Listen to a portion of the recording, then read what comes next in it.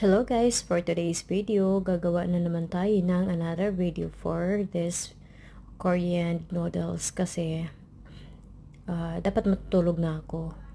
Kasi lang nagutom talaga ako dahil uminom ako ng gamot. So kailangan ko siyang kainan kasi hindi ako makakatulog pag nagugutom ako.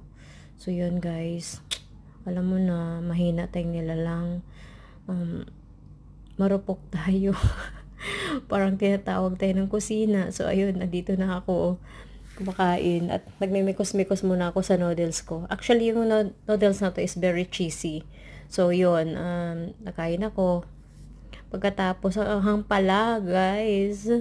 Ang anghang pala niya, as in. So, alam mo ba, after ko kumain nito, ng noodles na to, kung ano-anong kinakain ko na sweets, para lang matanggal yung anghang sa bibig ko, as in.